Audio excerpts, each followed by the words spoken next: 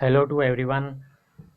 दोस्तों, आज हम हिंदी भाषा शिक्षण से संबंधित कुछ महत्वपूर्ण बिंदुओं पर बात करेंगे। दोस्तों, इससे संबंधित मैंने पहले एक वीडियो अपलोड कर दिया है, उसे भी आप ज़रूर देख लें। उसमें हमने पढ़ा था भाषा एक सांकेतिक साधन है और उनके जो दृष्टिकोण हैं, सामाजिक दृष्टिकोण, सांस्कृतिक दृष्टिकोण, इनके बारे में पढ़ा था। और दोस्तों, आज हम पढ़ेंगे भाषा का महत्व। ठीक है।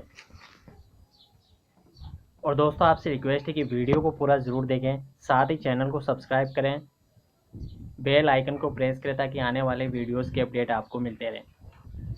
मानव समाज को विधाता की ओर से जो सबसे बड़ा वरदान मिला है वे भाषा का ही है। भाषा के बिना मनुष्य समाज की दशा कितनी शोचनीय होती, इसकी जानकारी पशुओं, पक्षियों तथा कीड़ों पतंगों आदि के दयनीय जीवन क्रम को देखने से भलीभांति हो सकती है। भाषा का महत्व एक अन्य दृष्टि से भी आंका जा सकता है। वे समाज, जाति अथवा राष्ट्र उन्नत समझा जाता है जिसका साहित्य उच्च कोटि का हो। भारतीय समाज कितना उच्च था, कितना प्रगतिशील था, इनका अनुमान उसके उपलब्ध साहित्य से लगाया जा सकता है। जिस जाति के पास वैदिक साहित्य, उपनिषद ग्रंथ, दर्शन शास्त्र, रामायण महाभारत, पास, कालिदास, भवभूति, तुलसीदास, सूरदास तथा जयशंकर प्रसाद जैसे महानुभावों की कृतियां हो, उस जाति के विचारों संबंधी श्रेष्ठता को भला कौन स्वीकार नहीं करेगा। साहित्य को समाज का दर्पण कहा गया है, अर्थात सामाजिक जीवन का प्रतिबिंब हमें साहित्य में उपलब्ध होगा। समाज के जैसे विचार होंगे, भावनाएं होंगी, वैसा ही उसका साहित्य भी होगा। परंतु ये सब भावनाएं और विचार कौन से माध्यम के द्वारा अभिव्यक्त किए जा सकते हैं? भाषा के द्वारा ही हम इनका आकलन कर सकते हैं। बिना भाषा के माध्यम के हम इतने सुंदर तथा उच्च कोटि के साहित्य का सर्जन करने में समर्थ नहीं हो सकते। उन्नत साहित्य से हमारा तात्पर्य भाषा का व्यवहार सुंदर रूप में तथा विविध शैलियों में किया जाए। उपरोक्त सभी बातों के आधार पर हम भलीभांति इस बात का अनुमान लगा सकते हैं कि हमारे सामाजिक, सांस्कृतिक तथा राष्ट्रीय जीवन में भाषा का महत्व कितना अधिक है। तो दोस्तों, नेक्स्ट पॉइंट हमारा है भाषा का अध्ययन। ठीक है। किसी भी भाषा को सीखना तथा किसी भाषा का अध्ययन करना, ये दो भिन्न भिन्न बातें हैं। बालक जो है वो अनुकरण के द्वारा बोलना सीखते हैं। वे अपना आसपास के लोगों को बोलते हुए सुनते हैं और स्वयं भी वैसा बोलने का यत्न करते हैं। जब भी वे बोलने में कोई गलती करते हैं, उनका सुधार कर दिया जाता है। बालक भाषा को प्रयत्न और भूल के सिद्धांत अनुसार सीखते हैं। धीरे धीरे उनकी आदत हो जाती है कि वे मातृभाषा के शब्दों तथा वाक्यों का ठीक ठीक उच्चारण तथा प्रयोग करें। अन्य भाषा यदि बाल्यावस्था में न सीख ली जाए, मतलब कि कहने का मतलब ये है कि अन्य भाषा यदि बाल्यावस्था में न सीख ली जाए तो बाद में बड़ी कठिनाई होती है। उसके व्याकरण पर भले ही अधिकार कर लिया जाए, परंतु उसके उच्चारण में विदेशीपन रहेगा। यदि कोई भाषा साहित्यिक भाषा भी है तो उसकी एक बोली को राजनीतिक कारणों से तथा प्रशासनात्मक और शैक्षणिक सुविधा की दृष्टि से राज्य भाषा मान लिया जाता है, जैसा कि हिंदी में खड़ी बोली। भाषा के इस रूप का व्यवहार शिक्षित व्यक्ति अपनी बातचीत में करते हैं और भाषा का वही रूप व्याकरण तथा पाठ्य पुस्तकों आदि के सहायता से विद्यालयों में पढ़ाया जाता है। भाषा का वैज्ञानिक अध्ययन ये कार्य भाषा विज्ञानियों का है। यद्यपि यह क्षेत्र अभी नया ही है, परंतु धीरे धीरे इसमें काफ़ी प्रगति हो रही है। तो हम नेक्स्ट देखेंगे दोस्तों भाषा के रूप। भाषा के दोस्तों दो रूप होते हैं, एक तो होती है उच्चरित भाषा और एक होती है लिखित भाषा। भाषा के उच्चरित रूप का व्यवहार हम अपनी बोलचाल में प्रतिदिन करते हैं। इसे मौखिक भाषा भी कह सकते हैं, यानी कि उच्चरित भाषा कहो या मौखिक भाषा कहो। भाषा के लिखित रूप का व्यवहार हम उस समय करते हैं जब हम अपना संदेश किसी ऐसे व्यक्ति को पहुंचाना चाहें जो हमसे बहुत दूर हो। परंपरागत तथा वर्तमान विचारों को आगे आने वाली पीढ़ी के लिए सुरक्षित रखा जाए, इसके लिए भी भाषा के लिखित रूप का प्रयोग किया जाता है। भाषा के स्वरूप को सामने रखते हुए भाषा का विभाजन अधोलिखित ढंग पर भी हो सकता है। स्थायी भाषा और अस्थायी भाषा। अपने लिखित रूप में भाषा सदा स्थायी रह सकती है। अपने लिखित रूप में भाषा सदा स्थायी रह सकती है क्योंकि इसका प्रयोग आगे आने वाली पीढ़ियों के लिए किया जा सकता है। हमारा परंपरागत साहित्य लिखित रूप में ही हमें प्राप्त हुआ है। वर्तमान साहित्य भी हम लिखित रूप में छोड़ जाएंगे। अपने उच्चरित रूप में भाषा अस्थायी या क्षणिक होती है। हम जो कुछ भी बोलते हैं बोलने के साथ साथ हवा में उड़ जाता है। उसे यदि हम पकड़ना चाहे तो पकड़ नहीं सकते। आज विज्ञान का युग है। विज्ञान में प्रतिदिन नए नए आविष्कार हो रहे हैं। विज्ञान ने भाषा के उच्चरित अथवा मौखिक रूप को कुछ स्थायित्व दिया है।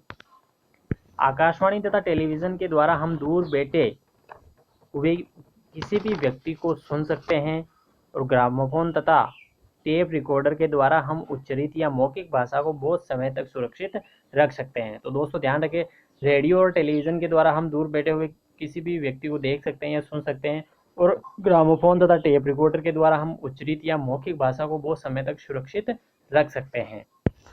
अब देखते हैं दोस्तों भाषा शिक्षण के उद्देश्य। ठीक है, भाषा शिक्षण के उद्देश्य। भिन्न भिन्न मनोवैज्ञानिकों तथा भाषा शास्त्रियों ने भाषा शिक्षण के नीचे लिखे उद्देश्य निर्धारित किए हैं।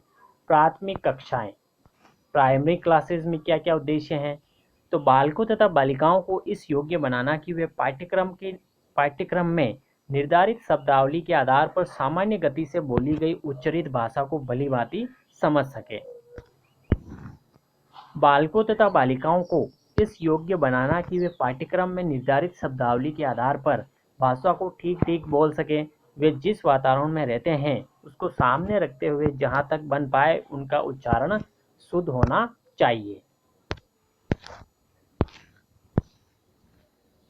उन्हें इस योग्य बनाना कि पाठ्यक्रम में निर्धारित शब्दावली के आधार पर वे उचित प्रवाह के साथ से स्वर वाचन कर सकें। बालकों तथा बालिकाओं में ऐसी क्षमता उत्पन्न करना कि वे उचित गति से उपरोक्त पाठ्य सामग्री का मौन वाचन करते हुए उसे ठीक ठीक समझ सके तथा उनसे इस संबंध में जो प्रश्न पूछे जाए उन प्रश्नों का जैसा चाहिए वैसा उत्तर दे सके। उन्हें इस योग्य बनाना कि वे पाठ्यक्रम में निर्धारित शब्दावली के भीतर छोटे छोटे वाक्य तथा अनुच्छेद बनाने में समर्थ हो सकें। ये आवश्यक नहीं कि इन वाक्यों तथा अनुच्छेदों को बनाते समय संबंधित विषय भी वे स्वयं ही सोचें। नेक्स्ट है माध्यमिक कक्षाएं, यानी कि जो मिडिल क्लासेस हैं उसमें छात्रों तथा छात्राओं को इस योग्य बनाया जाता है कि वे पाठ्यक्रम में निश्चित की गई शब्दावली के भीतर सामान्य गति से बोली गई उच्चरित भाषा को स्पष्ट रूप से समझ सकें। सेकेंड है छात्रों तथा छात्राओं में इतनी क्षमता उत्पन्न करना कि वे पाठ्यक्रम में निर्धारित शब्दावली के आधार पर भाषा को ठीक ठीक बोल सके। वे जिस वातावरण में रहते हैं उसको सामने रखते हुए जहाँ तक बन पाए उनका उच्चारण शुद्ध होना चाहिए। विद्यार्थियों को इस योग्य बनाया जाता है कि वे पाठ्यक्रम में निर्धारित शब्दावली के भीतर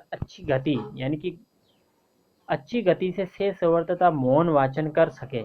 जो कुछ उन्होंने पढ़ा है उसे स्पष्ट रूप से समझ भी सके।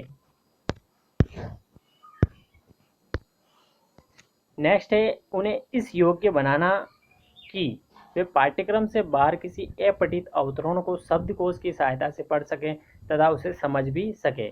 परंतु इस बात की सावधानी रखी जाए कि पाठ्यक्रम से बाहर का अवतरण ऐसा न हो कि जिसके लिए विशेष योग्यता की आवश्यकता पड़े। छात्रों तथा छात्राओं को इस योग्य बनाना कि वे शुद्ध हिंदी में कोई साधारण पत्र लिख सकें अथवा किसी सरल विषय में अपने विचार व्यक्त कर सकें। उच्च कक्षाएं, विद्यालयों के जो विद्यालय हैं उनको इस योग्य बनाना चाहिए कि वे सामान्य गति से बोली गई हिंदी भाषा को ठीक ठीक समझ सकें। उन्हें इस योग्य बनाना कि उचित विराम चिन्हों का प्रयोग करते हुए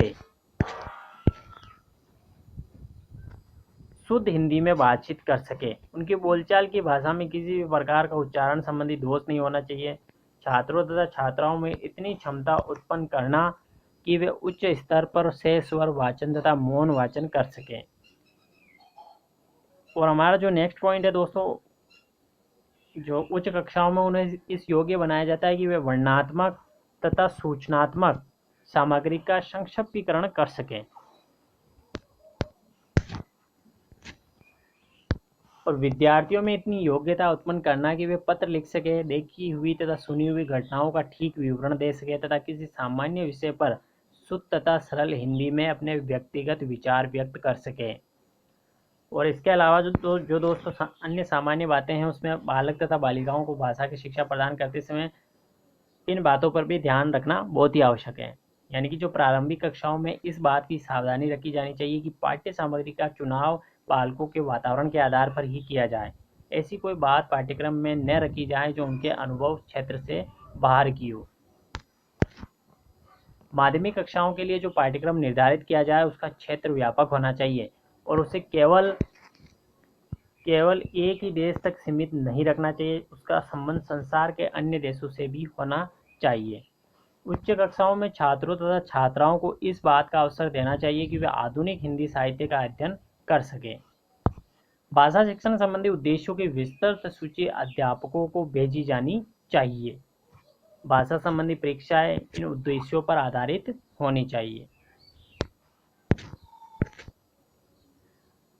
अब दोस्तों जो नेक्स्ट है वो है शिक्षा संस्थाओं तथा परीक्षण संस्थाओं को पाठ्यक्रम निर्धारित करते समय इन उद्देश्यों को अपने सामने रखना चाहिए। ठीक है, आप देखते हैं दोस्तों उद्देश्यों की पूर्ति, ये